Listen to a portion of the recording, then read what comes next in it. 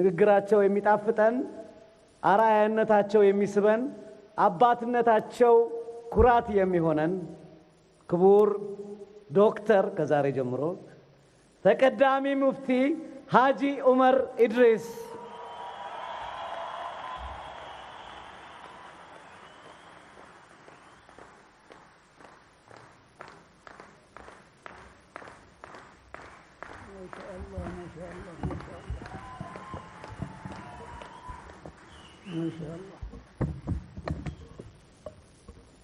አጃይብ ነው። የሚገርም ነው። የተከበሩ ጠቅላይ ሚኒስትራችን ወርቃችን ወንድማችን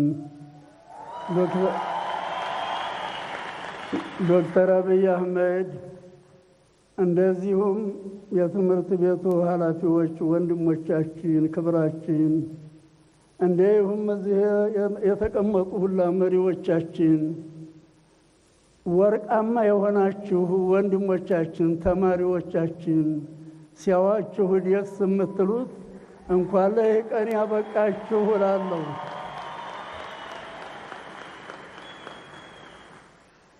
እንግዲህ የዛሬው ቀን አስገራሚ አስደናቂ በኢትዮጵያ ውስጥ ተሰርቶ የማያውቅ ታይቶ ተሰምቶ የማያውቅ ቀን እንደሆነ ላስረዳችሁ እፈልጋለሁ። ወንድሞቼ እህቶቼ፣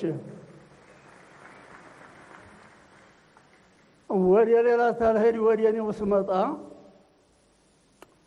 አንዱ አስገራሚ አስደናቂ ጉድ እናንተ ፊት እኔ ይህ ቁሜ በመሪዎቻችን አካባቢ በዚህ መልክ በሕይወቴ የመጀመሪያ ስለሆነ ሊያስደንቀኝና ሊያስደንቃችሁ ይገባል።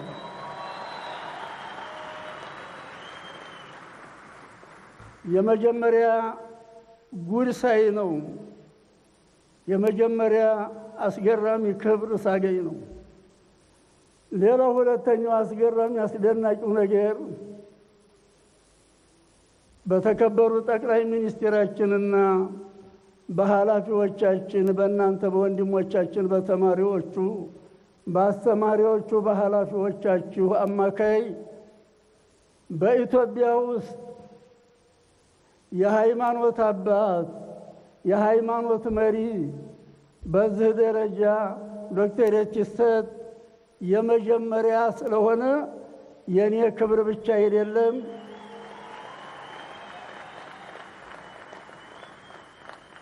የኢትዮጵያ ነቢያችን አለይሂ ሰላቱ ወሰላም ከተላኩበት ጀምሮ እስከ ዛሬ ድረስ ላሉትም ለሞቱትም እህቶቻችን ወንድሞቻችን ክብር ነው ብዬ ነው የምቆጥረው። ተሰርቶ የማያውቅ ታልሞ የማያውቅ ታይቶ የማያውቅም። እንኳን ለእኛ ለሙስሊሞቹ አይደለም እንደኔ አመለካከት ለክርስቲያኖቹ ለወንድሞቻችን ለእህቶቻችን የኢትዮጵያ ክብር ነው፣ ሊደሰቱበት ይገባል እላለሁ። ሌላው አንደኛው አስገራሚ ጉዳይ እኔ በሕይወቴ ከ8 ዓመት ከተወለድኩበት ጀምሮ ለፍቻለሁ። በሃይማኖቱ እዚህም አዲስ አበባ 54 ዓመቴ ነው። ለአንድነት ለሰላም ያልሄድኩበት አካባቢ ክልል፣ ዞን፣ ወረዳ ያልሄድኩበት የለም። 3፣ 4፣ 10 ጊዜ ሄጃለሁ። ለአንድነት ለፍቻለሁ፣ ለሰላም ለፍቻለሁ፣ ለመከባበር ለመተባበር ለፍቻለሁ። ሃይማኖታዊ ተግባራቴን ተወጥቻለሁ፣ አገራዊ ጉዳይን ተወጥቻለሁ። ግን ባላሰብኩት መልክ ነው የዛሬው ክብሬ። በጣም አመሰግናለሁ። እናንተንም አመሰግናለሁ።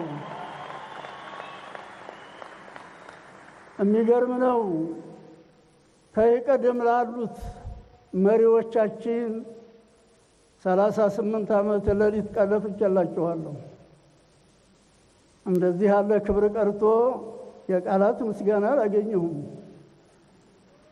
በዛሬው በተከበሩ በወርቃማው ጠቅላይ ሚኒስትራችንና በረዳቶቻቸው ባጋዦቻቸው አማካይ ዛሬ ይህን ማግኘቴ እኔ በህይወት ያላየሁት ደስታ ስለሆነ እናንተም ልትደሰቱልኝ እፈልጋለሁ።